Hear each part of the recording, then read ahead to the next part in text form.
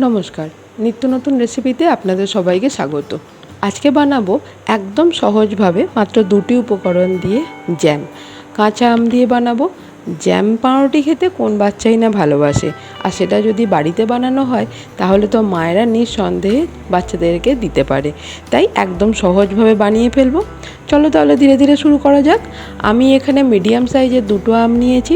তার জন্য 3 কাপ জলেতে আমগুলোকে ভালো করে কেটে টুকরো করে সেদ্ধ হতে দিয়ে দেবো।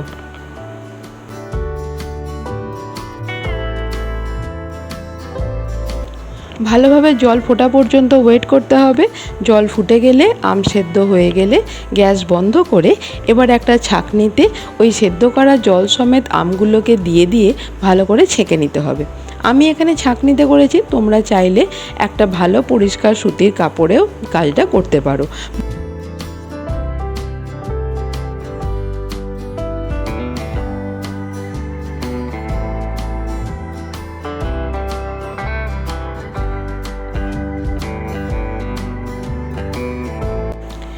এবার ওই ছেঁকে নেওয়া জলটাকে আমরা একটা কাপেতে মেপে নেব।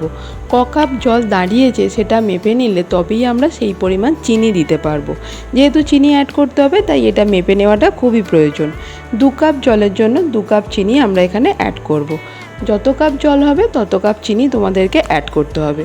তবুও একবার টেস্ট করে নিও, কারণ সব আমের মিষ্টত্ব বা টক তো সমান হয় না, তাই তোমরা একবার টেস্ট করে নিতে পারো। এবার শুধু ভালো করে জিনিসটা ফুটতে দিতে হবে আর চিনিটা গলা পর্যন্ত আমাদেরকে ওয়েট করতে হবে। মিশ্রণটা ভালো করে ফুটে এলে দেখবে আস্তে আস্তে জিনিসটা ঘন হয়ে যাচ্ছে। যখনই হালকা ঘন হয়ে যাবে তোমরা একটা প্লেটেতে 1 ফোঁটা ওই মিশ্রণটা দিয়ে কিছুক্ষণ ওয়েট করবে। প্লেটেতে যে 1 ফোঁটা মিশ্রণটা দেবে সেটা দেখবে একটু ঠান্ডা হয়ে গেলে প্লেটটা কাত করলে আর গড়িয়ে আসছে না, তখনই বুঝতে পারবে আমাদের কিন্তু এখানে জ্যাম রেডি হয়ে গেছে। প্লেটেতে 1 ফোঁটা দিয়ে চেক করাটা কিন্তু খুবই দরকার।